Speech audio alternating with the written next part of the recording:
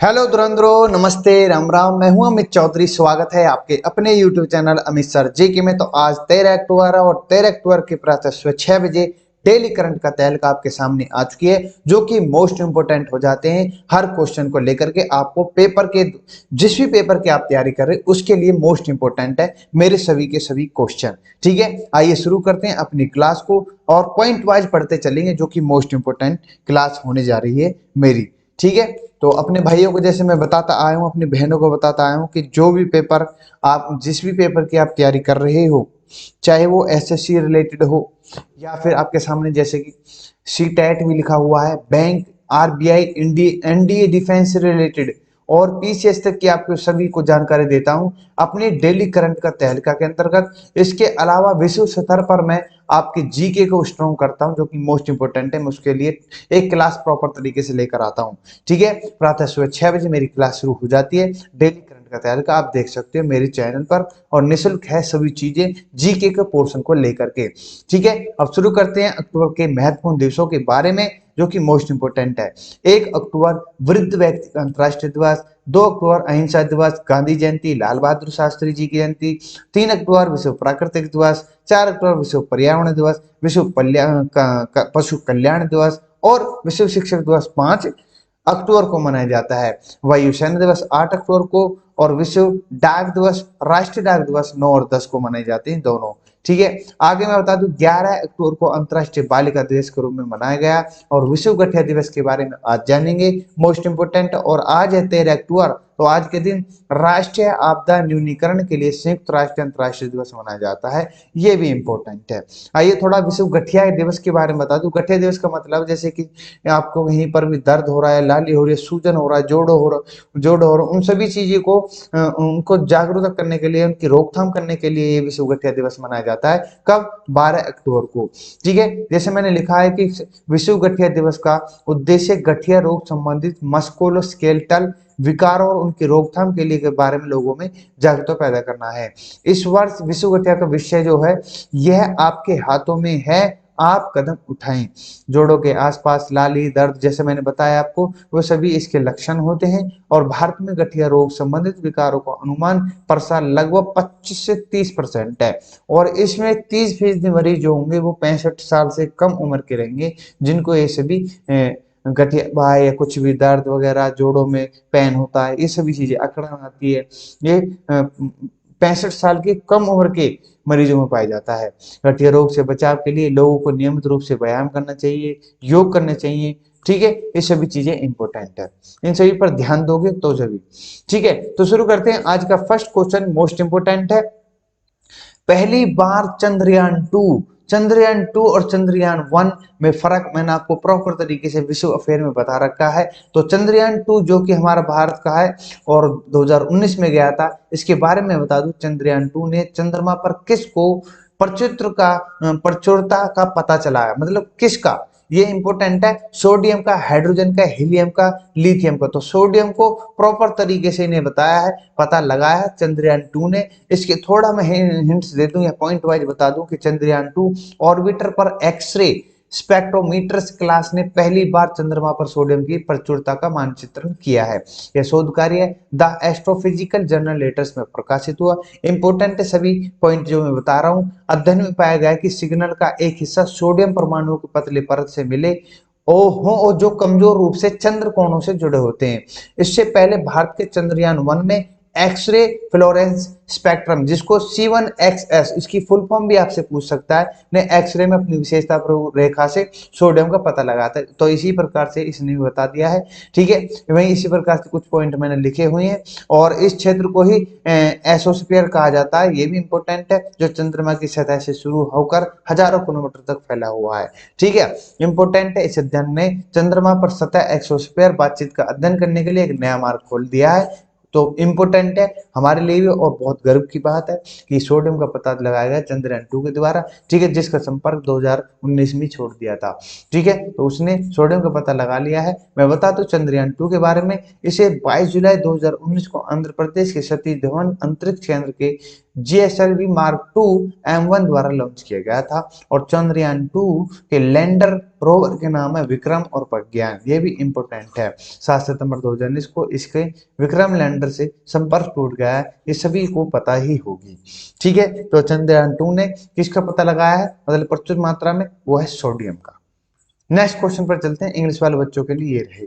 Next question है, सेवा विकास सहकारी बैंक लिमिटेड का लाइसेंस किस बैंक ने रद्द कर दिया है? इंपॉर्टेंट क्वेश्चन है, तो आपके सामने दिख रहा है सबसे सबका बाप RBI reserve bank of India ने जो सेवा विकास है सहकारी बैंक लिमिटेड, कुल मिलाकर इसके पॉइंट में बता दूं कि RBI के ये जो RBI ने पुणे स्थित सहकारी बैंक का लाइसेंस रद्द कर दिया क्योंकि इसके पास पर्याप्त पूंजी और कमाई की संभावना नहीं है। किसके पास? जो ये सहकारी बैंक है, ठीक है। तो RBI के अनुसार बैंक ने 10 अक्टूबर 2022 को कारोबार की समाप्ति में बैंक की कारोबार को बंद करने की फैसला लिया और RBI ने नोटिस जारी कराया कि बैंक अपना वर्तमान जमाकर्ताओं को पूरा भुगतान करने में असमर्थ होगा।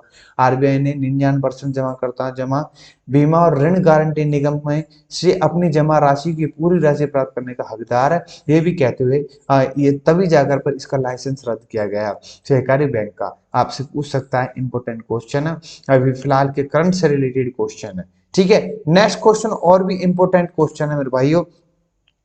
थर्ड क्वेश्चन आपके सामने है जो कि मोस्ट इंपोर्टेंट है, ठीक है। शुरू करते हैं। भारत में flexi fuel stand hybrid electric vehicle जिसको FFV और SHEV ने ये टयोटा की अपनी तरह की पहली पायलट परियोजना शुभारंभ किस आदमी या किस व्यक्ति के द्वारा लॉन्च की गई है या शुभारंभ किया गया? आपको दिख रहे होंगे नितिन गडकरी साहब, तो इन्होंने ही इसका शुभारंभ किया है। इंपॉर्टेंट क्वेश्चन है, ठीक है। ये आपको मैं पहले बता चुका हूँ, ट्रक को भी चला चुके हैं, बस को भी चला चुके हैं। तो ये मैं बता दूं, ये 100% पेट्रोल के साथ 20 से 100% मिश्रित इथेनॉल और विद्युत शक्ति से चलेगी। इंपॉर्टेंट है। और इस अवसर पर केंद्रीय मंत्री श्री महेंद्र पांडे, श्री भूपेंद्र राव, ये सभी थे, ठीक है।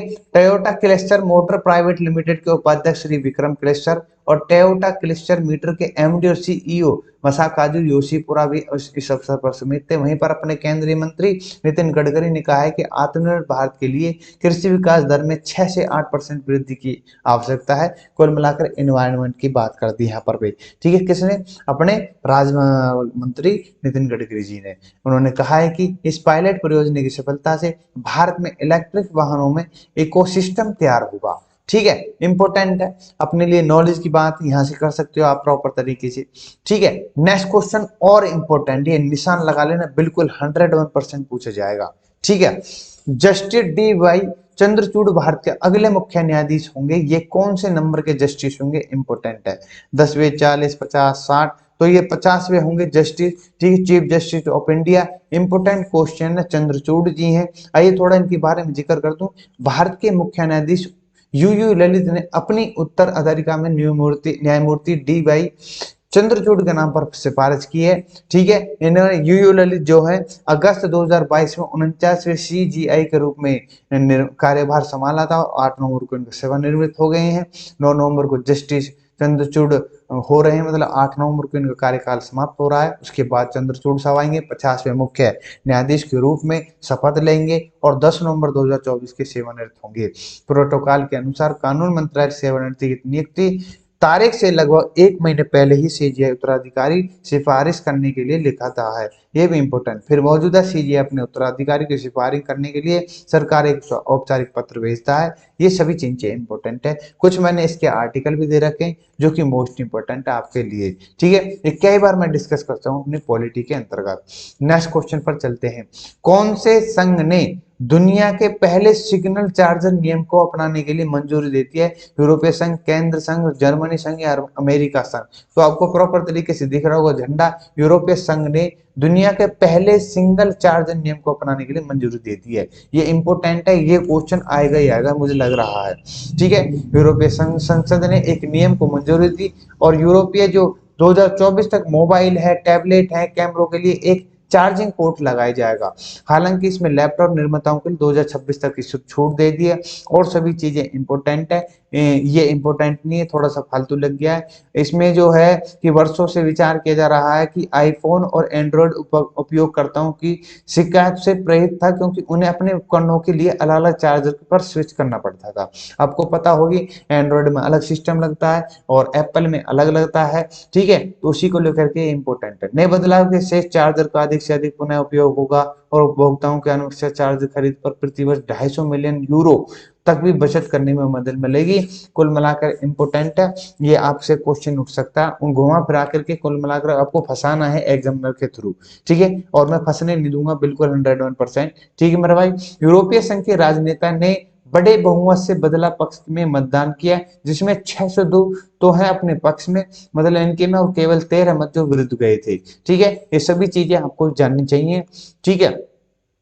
नेक्स्ट क्वेश्चन पर चलते हैं। किस संस्थान ने कहा है कि वैश्विक विकास अनुमान 2021 में 6%, 22 में 3.2% और आने वाली जो 23 है 2.7 तक धीमी रह जाएगी। कुल मिलाकर इंपोर्टेंट है, और अब कितनी मंदी की तरफ जाता है ये पूरा विश्व, ये भी देखने वाली योग्य बात होगी। तो आईएमएफ मतलब कि इंटरनेशनल मॉनेटरी फंड ने खुद ने इस संस्थान ने ये वैश्विक अनुमान बताया है, जो आपके सामने मैं पुष्टि कर रहा हूँ। आईएमएफ ने कहा है कि वैश्विक वित्तीय संकट और महामारी के तीव्र चरण को छोड़कर 2001 के बाद सबसे कमजोर विकास दर होगी। और आईएमएफ ने अपने वर्ल्ड इकोनॉमिक आउटलुक 2022 रिपोर्ट के मुताबिक भारत दुनिया की सबसे तेजी बड़ी अर्थव्यवस्था बढ़ता जा रहा है, ये भी खुद आईएमएफ ने बोला है। अंतर्राष्ट्रीय मुद्रा कोष ने वित्तीय वर्ष 2023 के लिए भारत के सकल घरेलू उत्पाद की वृद्धि दर के अनुमान घटाकर 6.8 कर दिए हैं, और इसने भविष्यवाणी की है कि भारत दुनिया की सबसे तेजी से बढ़ती हुई अर्थव्यवस्थाओं में से एक बनने में राह पर बन रहा है और रहेगा।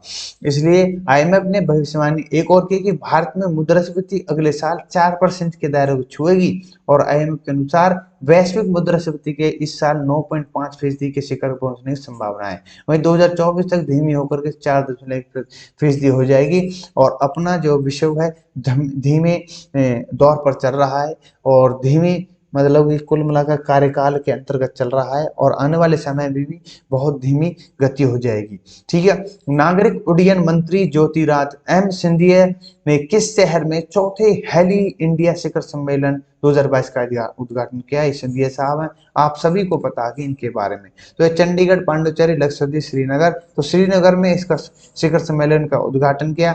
आपको थोड़ा पॉइंट वाइज मैं बता देता हूँ कि शिखर सम्मेलन का उद्घाटन शेर ए कश्मीर अंतर्राष्ट्रीय सम्मेलन केंद्र श्रीनगर में किया गया। चौथे हेली इंडिया समिट 2022 का विषय helicopter for last mile connectivity है, और ज्योतिरादित्य सिंधिया ने कहा है कि जम्मू में 861 करोड़ रुपए के लागत से एक सिविल एंक्लेव बनाया जाएगा, और वर्तमान में श्रीनगर टर्मिनल 20,000 वर्ग मीटर में बढ़ाकर 60,000 वर्ग मीटर कर दिया जाएगा। हेली सेवा से संबंधित 8 संकल्प देहरादून में तीसरे हेली इंडिया शिखर सम्मेलन के दौरान लिए गए थे। ज्योतिरादित्य सिंधिया ने कहा है कि एम्स ऋषिकेश में आपातकालीन चिकित्सा सेवाएं मुहैया कराने के लिए हेलीकॉप्टर तैनात किए जाएंगे। हेलीकॉप्टर से एक मतलब कोई अर्जेंट में चाहिए होगा, इमरजेंसी में चाहिए होगा, तो हेलीकॉप्टर का प्रयोग कर सकते हैं, ठीक है, इंपोर्टेंट है। और ये कहाँ पर है आपको पता है, इसमें जम्मू कश्मीर के अंतर्गत है।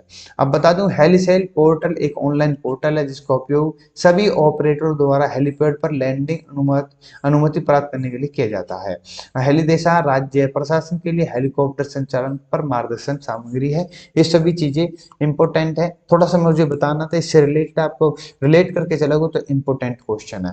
ठीक है, इंग्लिश में मैं कन्वर्ट करके दे देता हूँ अपने भाइयों को, जो कि आने वाले पेपर में कोई समस्या नहीं होगी आपको, ठीक है। नेक्स्ट क्वेश्चन पर चलते हैं। फीफा ने AIFF के साथ मिलकर किस देश में स्कूलों के लिए फुटबॉल अभियान शुरू किया है? ये इंपोर्टेंट है कि खुद फीफा ने AIFF इन दोनों से साथ मिलकर के अपने भारत देश में ये स्कूल के लिए फुटबॉल अभियान शुरू किया, ठीक है। तो भारत में है, इंपोर्टेंट क्वेश्चन है, आपसे पूछ सकता है, ठीक है।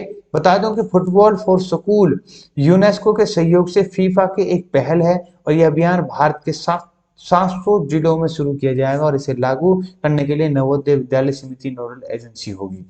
इसका उद्देश्य है लगभग 700 मिलियन बच्चों के बीच विकास और सशक्तिकरण को योगदान देना है। केंद्रीय मंत्री धर्मेंद्र प्रधान जो हैं, ठीक है, आपको पता होगी शिक्षा मंत्री हैं ये अपने, इन्होंने कहा है कि सरकार फुटबॉल के एक जन आंदोलन खड़ा करने के लिए प्रतिबद्ध है और यह अभियान भारत में खेलों समर्थन का करेगा और छात्र कौशल विकास सहायता करेंगे। भारत 11 से 30 सितंबर 2022 तक फीफा अंडर 17 महिला न्यासिस कप 2022 में मेजबानी कर रहा है।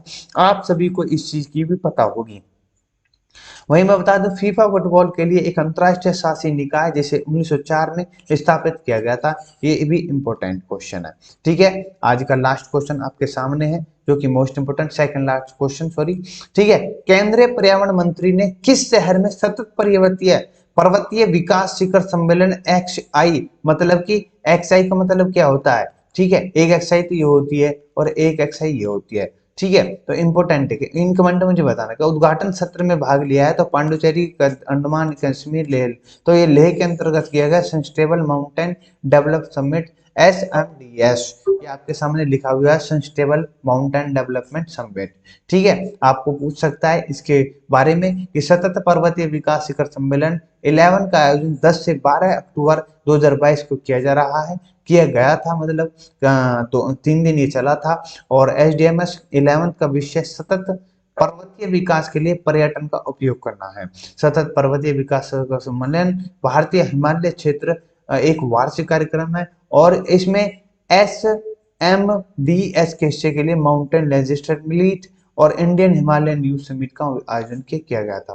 केंद्रीय पर्यावरण मंत्री ने कहा है कि हिमालय, पश्चिमी घाट और थार रेगिस्तान जैसे देशों के लिए विभिन्न अद्वितीय परिदृश्य वैज्ञानिक समुदायों को विशेष ध्यान की आवश्यकता होनी चाहिए, ये भी इंपॉर्टेंट है। ठीक है, कुल मिलाकर आपसे पूछ सकता है शिखर सम्मेलन हो कहाँ रहा है और कितने दिनों के लिए हुआ था, इसका विषय क्या है। ठीक है मेरे भाइयों, नेक्स्ट क्वेश्चन पर चलते हैं। आज का अंतिम क्वेश्चन, संयुक्त राष्ट्र विश्व भूस्थानिक कांग्रेस यूनाइटेड नेशन वर्ल्ड जो स्पेशल कांग्रेस जो कि 2022 की मेजबानी कौन सा शहर कर रहा है। इंपोर्टेंट क्वेश्चन है। हैदराबाद, इस हैदराबाद जो शहर है जो कि किसकी राजधानी है, इन कमेंट मुझे बताना, आंध्र प्रदेश की है या फिर ये तेलंगाना की है। ठीक है मेरे भाइयों, उलझना नहीं है। प्रधानमंत्री मोदी ने हैदराबाद में संयुक्त राष्ट्र विश्व भूस्थानिक कांग्रेस का उद्घाटन किया। आपको पूछ सकता है, हैदराबाद के अंतर्गत है, इंपोर्टेंट क्वेश्चन है ये भी। ठीक है, आप निशान लगा सकते हो और जितना भी हो सकता है मैं अपने तरफ से हर स्लाइड के हर क्वेश्चन के अंतर्गत जितने भी मैं पॉइंट देता हूं अपने भाइयों को, वो सभी प्रॉपर तरीके से समझ में आ सके, पूरा बेस्ट देने की कोशिश करता हूं अपने भाइयों के लिए। ठीक है, तो आज का सेशन, आज की क्लास कैसी लगी तो बताना, लाइक शेयर सब्सक्राइब करना मेरे चैनल को। और नमस्ते, राम राम, जय हिंद, जय भारत, मिलते हैं नेक्स्ट क्लास में।